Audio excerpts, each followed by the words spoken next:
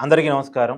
తమిళనాడు రాష్ట్రంలో ఎవరు గెలవబోతున్నారు అనే దాని మీద మన తెలుగు ప్రజలు కూడా చాలా మేరకు ఆసక్తి ఉంది. కారణం ఏంటంటే మన పక్క రాష్ట్రం కావటం, తర్వాత అక్కడ విజయ్ అనేటువంటి ఒక స్టార్ హీరో కొత్త రాజకీయ పార్టీ పెట్టడం, వాళ్ళు ఇస్తున్నటువంటి హామీలు, పోటీ పడి ఇస్తున్నటువంటి ఉచిత పథకాల హామీలు, ఇవన్నీ జనరల్గా అక్కడ ఎవరు గెలిచే అవకాశం ఉంది అనేటువంటి ఆసక్తిని రేపడానికి కారణాలు అవుతుంది. అయితే ఇప్పుడు ఈ వీడియోలో పూర్తిగా నా అంచనాని చెప్పే ప్రయత్నం చేస్తా. ఇతర సర్వేలు, ఇతర అంచనాలు, మీడియాలు చెప్తున్నటువంటి మాటలు వదిలేసి నా వ్యక్తిగత అంచనాని చెప్పే ప్రయత్నం చేస్తా. మొత్తం తమిళనాడులో 234 స్థానాలు ఉన్నాయి. ప్రధానంగా పోటీ డిఎంకే వర్సెస్ అన్నా డిఎంకే కూటమి మధ్య ఉంటుంది. డిఎంకే కూటమి అంటే డిఎంకే కూటమిలో కాంగ్రెస్ ఉంది, కమ్యూనిస్టులు ఉన్నారు. అన్నా డిఎంకే కూటమి అంటే అన్నా డిఎంకే కూటమిలో అన్నా డిఎంకేతో పాటు బీజేపీ ఉంది. తర్వాత విజయ్ ఖచ్చితంగా ఒక కీ రోల్ పోషిస్తాడు. రెండోది, విజయ్ స్ట్రాటజీలు చాలా బాగున్నాయి. నిజానికి విజయ్కి ఈ మధ్యకాలంలో జరిగిన కొన్ని మైనస్లు అంటే ఒకచోట అతను క్రౌడ్ పుల్లింగ్ చేసిన సమయంలో జరిగిన తొక్కిసలాట జనాలు చనిపోవటం, తర్వాత వాళ్ళ భార్య విడాకులు, తర్వాత త్రిషాతో సంబంధాల మీద ఉన్న ఆరోపణలు, ఇలాంటి కొన్ని పక్కన పెట్టేస్తే విజయ్కి మంచి ఇమేజ్ ఉంది. కొద్దిగా మధ్యలో తగ్గింది, మళ్ళీ అతని క్రేజ్ పెరుగుతూ ఉంది.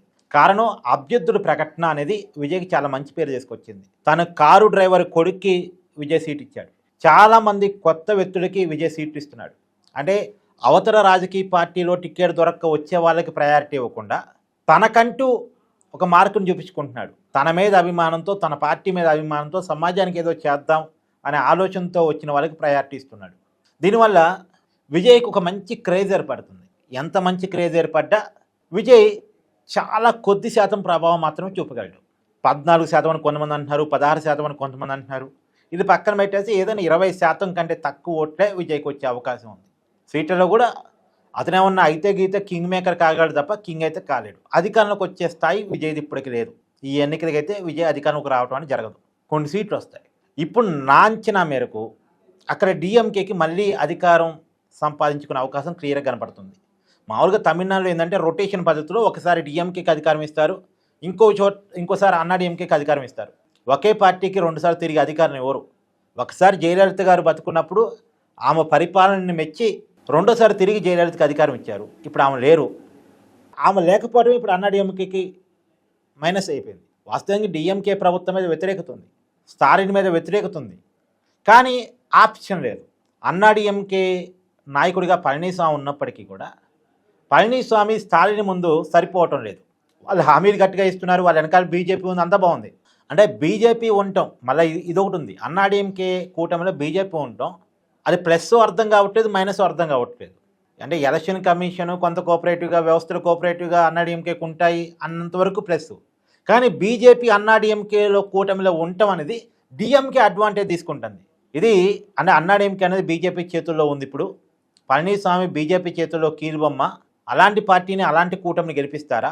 ఇది తమిళనాడుకు ఢిల్లీకి జరుగుతున్న యుద్ధం, తర్వాత హిందీ భాషకు తమిళ భాషకు జరుగుతున్న యుద్ధం, ద్రవిడ కల్చర్కి అండ్ నార్త్ కల్చర్కి జరుగుతున్న యుద్ధం అనేదాన్ని డిఎంకే బాగా ఎస్టాబ్లిష్ చేస్తుంది. అన్నా డిఎంకే పార్టీ మోడీ చేతిలో కీలుబొమ్మ అనేదాన్ని జనంలోకి బాగా తీసుకెళ్ళగలుగుతుంది. మిగతా రాజకీయాల కంటే తమిళనాడు రాజకీయాలు చాలా డిఫరెంట్గా ఉంటాయి. తమిళ కల్చర్కి, ద్రవిడ కల్చర్కి, తమిళ భాషకి, ఆ తమిళ ప్రాంతీయ భావాధ్యాలానికి అక్కడ ఓట్లు ఎక్కువ రాలుతాయి. అందువల్ల చూడండి, అక్కడ జాతీయ పార్టీలు పెద్దగా కనపడవు. కాంగ్రెస్, బీజేపీలు అక్కడ ఎదగలేవు. అక్కడ ఎంతసేపటికి అధికారం డిఎంకేదా అన్నా డిఎంకేదా అన్నదే. అక్కడ ద్రవిడ రాజకీయాలే చెల్లుబాటు అవుతాయి. అందుకే విజయ్ బీజేపీతో పొత్తు పెట్టుకున్నా భయపడ్డాడు. బీజేపీ చాలా ప్రజలు చేసింది విజయ్తో పొత్తు పెట్టుకుందామని. విజయ్ ఉండటం వల్ల వాళ్ళకి మైనస్ అనుకున్నారు. ఎందుకంటే విజయ్ ప్రభుత్వ వ్యతిరేక ఓటుని చీలుస్తాడుగా. ఇప్పుడు డిఎంకే వ్యతిరేక ఓటు అన్నా డిఎంకేకి విజయ్కి మధ్య చీలిద్ది అనేది బీజేపీకి ఉన్న భయం. ఆ చీలటం వల్ల డిఎంకేకి అడ్వాంటేజ్ అవుద్ది అనేది నిజమే, అడ్వాంటేజ్ అవుద్ది. డిఎంకేకి అదొక అడ్వాంటేజ్. అంటే డిఎంకే వ్యతిరేక ఓటు 2 భాగాలు అవుతుంది. కొన్నేమో అన్నా డిఎంకేకి పడతాయి, కొన్నేమో విజయ్కి పడతాయి. అయితే ఇంకొక వాదన కూడా ఉంది. మామూలుగా విజయ్కి పడే ఓట్లన్నీ కూడా దళిత క్రిస్టియన్ ఓట్లు, అదే దళితుల ఓట్లు. ఈ ఓట్లన్నీ కూడా డిఎంకే ఓట్లు. డిఎంకే కొద్దిగా నాస్తిక భావజాలం, హేతువాద భావజాలం, కొద్దిగా ప్రోగ్రెసివ్ ఐడియాలజీ ఉన్నటువంటి పార్టీ. ఆ ఓట్లే వాళ్ళకి ఎక్కువ దళితులు ఓట్ బ్యాంకు బలంగా ఉంటుంది డిఎంకేకి. సో ఆ ఓట్లనే కదా చీల్చేది, డిఎంకే ఓట్లనే చీలుస్తాడు విజయ్ అనేటువంటి ఇంకొక వాదన కూడా ఉంది. కానీ రియాలిటీలో మనం చూసినప్పుడు సరే నిజమే, విజయ్ డిఎంకే ఓట్లను కూడా చీలుస్తాడు.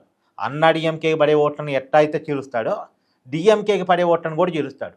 అది నిజమే. ఇద్దరికీ మైనసే విజయ్ వల్ల. 2 కూటములకి మైనస్సే. కానీ లోకల్ సెంటిమెంట్‌ని, లోకల్ భావజాలాన్ని వాడుకుంటూ డీఎంకే ఈసారికైతే మళ్ళా గెలవగలిగే పరిస్థితిలోనే ఉంది. మళ్ళీ స్టాలినే ముఖ్యమంత్రి కాబోతున్నారు. అయితే బీజేపీ ఎక్కువగా ప్రయత్నం చేసి అన్నాడీఎంకే హవా గనక కొంత క్రియేట్ చేయగలిగితే, అంటే వాళ్ళు ఇచ్చిన హామీలు చాలా బాగున్నాయి. అన్నాడీఎంకే ఇచ్చిన హామీలు చాలా బాగున్నాయి. ఇప్పుడు అందరికీ ఫ్రీ బస్ అంటున్నారు. మహిళలకి ఏంది, పురుషులకు కూడా ఫ్రీ బస్ అనేది అన్నాడీఎంకే చెప్పిన మాట.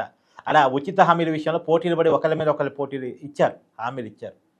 కాబట్టి అన్నాడీఎంకే అవన్న కొద్దిగా చూపించగలిగి విజయ్ ఎక్కువ సీట్లను సాధించగలిగితే, విజయ్ ప్రభావం 20% ఓట్ల కంటే పెరిగిందనుకోండి, అప్పుడు హంగ్ వస్తుంది.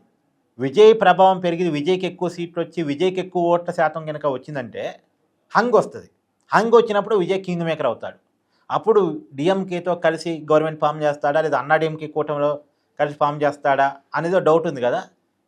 విజయ్ మామూలుగా అయితే అన్నాడీఎంకే కూటమితో కలుస్తాడు. ఎందుకంటే మనం గతంలో కూడా విన్నాం, త్రిష అమిత్ షాని కలిసి మరి హామీ ఇచ్చి వచ్చింది, విజయ్ని మీరు పెద్దగా ప్రెజర్ చేయకండి, విజయ్ డిఎంకే ఓట్లను జీలుస్తాడు, డిఎంకేని ఓడిస్తాడు, ఆ కింగ్ మేకర్గా అవుతే మీ కూటమిలోనే గెలుస్తాడు, ఎన్నికల ముందు మాత్రం పొత్తు పెట్టుకోలేడు, ఎన్నికల ముందు పొత్తు పెట్టుకుంటే విజయ్ పడే ఓట్లు కూడా పడవు, మీరు అర్థం చేసుకోండి అని త్రిష అమిత్ షా గారితో రాయబారం నడిపింది అనేటువంటి వార్తలు కూడా మనం విన్నాం.